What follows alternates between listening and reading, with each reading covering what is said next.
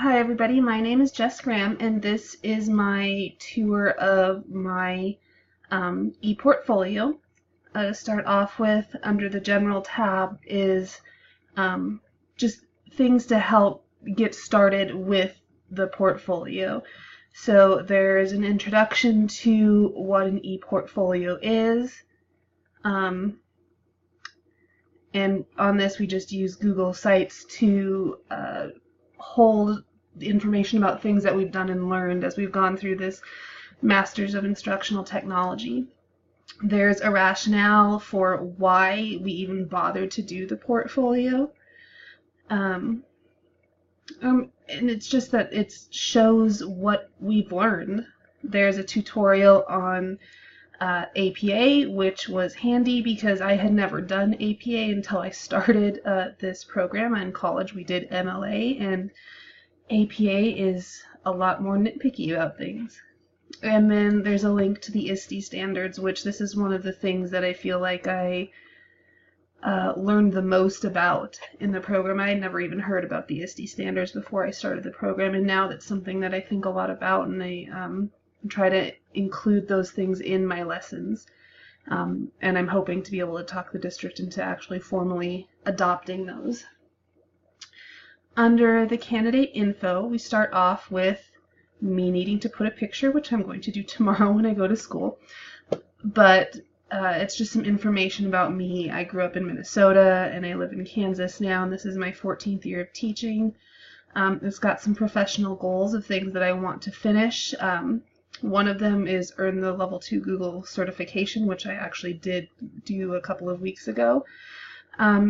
Improving coding skills. I'm actually teaching a coding class to 4th and 5th graders once a week, where I'm probably learning just as much as they are about coding.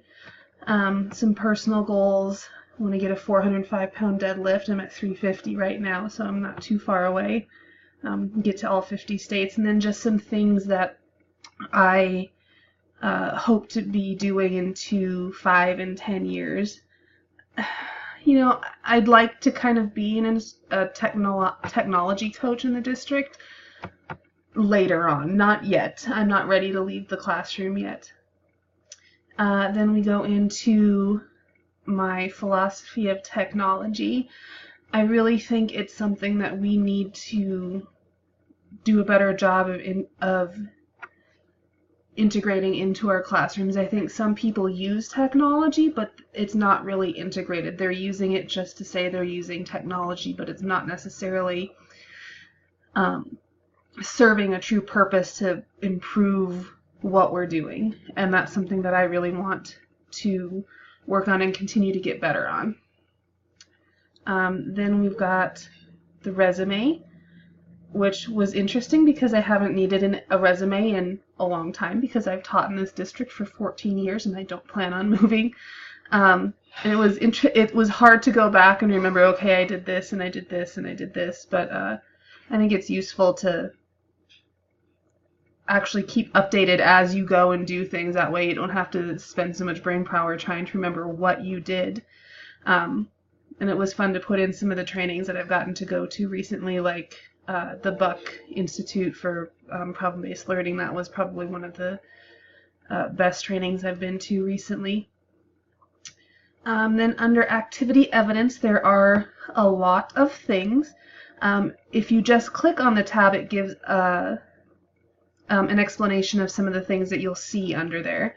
So we start with the professional development plan, and I purposely decided to do a plan that only talked about one program because my school is a Mercury 7 school for the Kansans Can School redesign, so we have a lot of stuff going on. And if I were to tell them that, hey, here's this technology professional development plan of all this stuff I want to do, they might just walk out of the building. So I decided to choose a program called Seesaw, which is something we are going to implement next year. The staff as a whole doesn't know that yet. But one of the biggest gripes that people have in my district right now is that they give us all this technology, which is great, but they never train us on how to use it.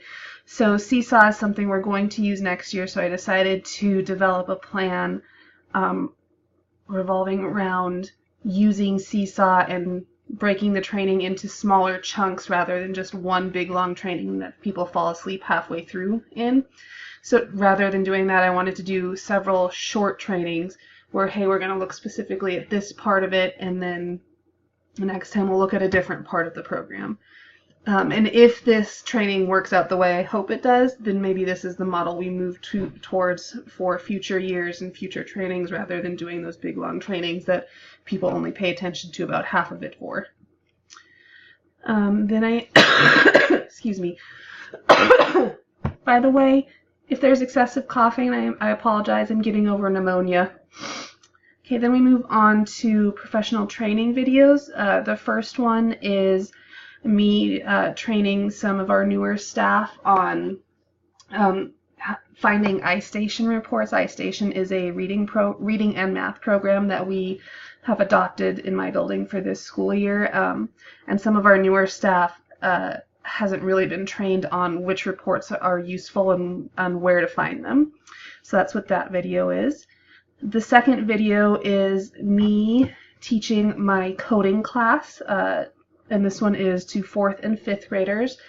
And this in this one we're using a robot called the Code and Go robot mouse. It's actually designed for like kinder and 1st graders, but these kids have no exposure, at this point anyway, had no exposure really to coding, so this was our first robot, and we've now moved on to more advanced robots.